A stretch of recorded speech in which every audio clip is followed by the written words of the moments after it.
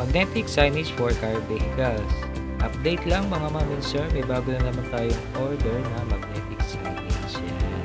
Link sa Fort Bonifacio. Repeat order yan. Repeat order. Ang in-order po nilang size ay 15 by 15 inches. Yan. Tinetest ko po muna kung tama ang pagkakadikit ng ating sticker. Yan. Yan. Tinetest ko po kung gaano siya kakapit. Ginamit po pala namin kapal na magnet ay 0.5 mm para hindi masyado nililipad. At laminated na po yan ng matte texture. Kahit magasgas, kahit gasgasan nyo po siya, hindi po siya basta-basta magagasgas. Yan. Long lasting na rin yung print out niya. Yan. Side din po, pwede rin po siya sa side ng sasakyan natin. Yan. Makapit din po yan kahit nasa side, kahit nasa gilid. Yung kanina kasi nasa front po yun. Ayan. Ganyan po siya kakapit kung mapapansin nyo po.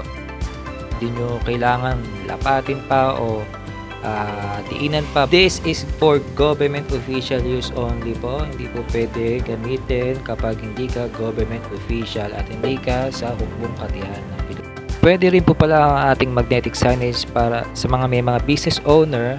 Yan, mga pangalan ng mga business nila. Ginagamit nila yan para i-promote ang kanilang mga business using their vehicles.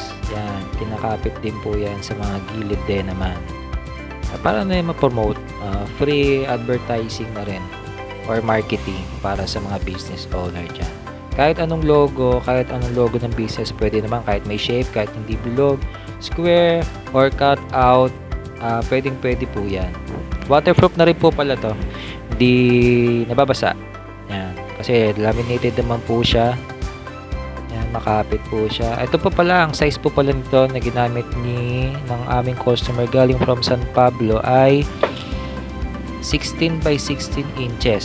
Yan. So yun na nga, pinapak ko na nga yung order sa atin ng mga magnetic signage. Yan, 6 pieces para kay Papi Chulo. Papadeliver po natin yan sa San Pedro, Laguna via Lalamove.